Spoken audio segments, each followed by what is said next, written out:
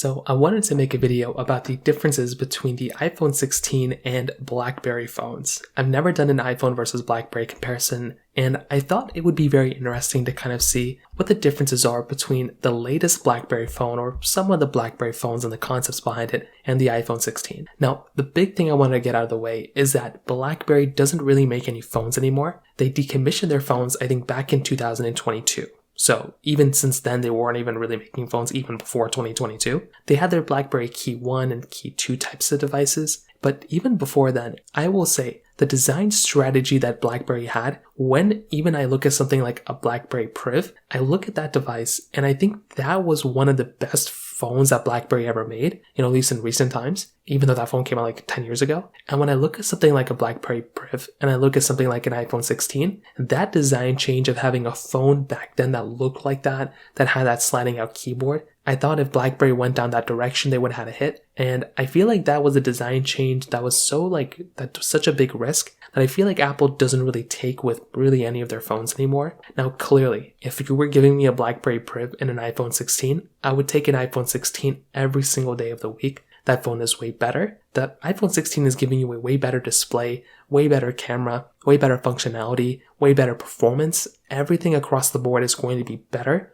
on an iPhone 16 than a Blackberry phone. You take the best Blackberry phone they ever made and you compare it against the iPhone 16, the 16 is going to basically be on top every single time, even especially from a battery life standpoint, right? But the thing that I always loved about a majority of Blackberry phones was the fact that the design was just so unique of the time. I keep thinking back to that Blackberry Priv, and I genuinely think that was such an interesting phone that they made, and I really did enjoy that. Now, they also made a couple of other, devices here and there. They made the Blackberry Evolve, which was interesting. They made the Key 1, which I actually preferred a lot. I liked that phone a lot, but one of their most popular phones that I think a lot of people still probably think about is the Blackberry Passport. For some reason, my videos that I make on the Blackberry Passport, people love a lot. People love seeing that phone because it was just such a unique design. It really is one of the widest phones you could probably get. When I compare this against the iPhone 16, definitely the iPhone 16 feels more comfortable in the hand, but it is nice on the Blackberry Passport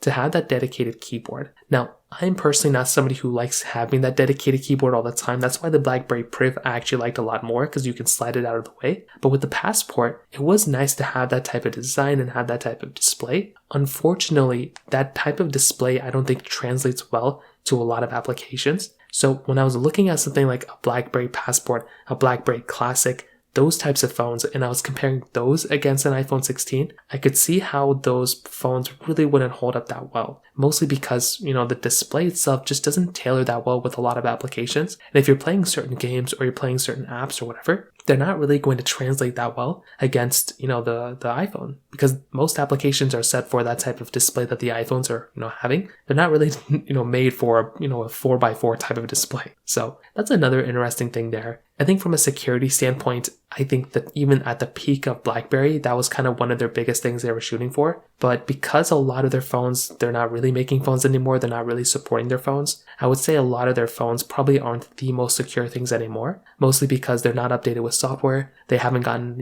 Android updates and Blackberry OS updates in a long time. So that's another big advantage for something like an iPhone. That phone is going to perform better overall than something like, Blackberry from a security standpoint as well. I would say the takeaway from when I'm looking at a Blackberry, right, I'm looking at an iPhone, the risks that, Blackberry was still taking, even though it kind of put their company out of business, the fact that they were still making that keyboard so many years in, that even if I think if they really just took that Priv design and they just kind of stuck by it, they just kind of kept doing that over and over and over again and kind of improved the things, I think that would have been a really, really good choice from Blackberry. As of now, Blackberry is basically done. They're not making phones anymore, but there's still a lot of competition out there. But one thing I always liked about Blackberry, like I said, is the risk they took, right? I think that was a very, very big thing. And when I look at these types of phones and I look at the iPhones, the iPhones have pretty much been stagnant for a little bit of time. But I still appreciate and I still love Blackberry for making those types of choices and for making those types of big risks for their types of phones. So in terms of that, that's kind of how both these phones kind of compare. If you have any other thoughts or questions, let me know in the comment section below. Hit the like button, that would mean so much, but definitely hit that subscribe button.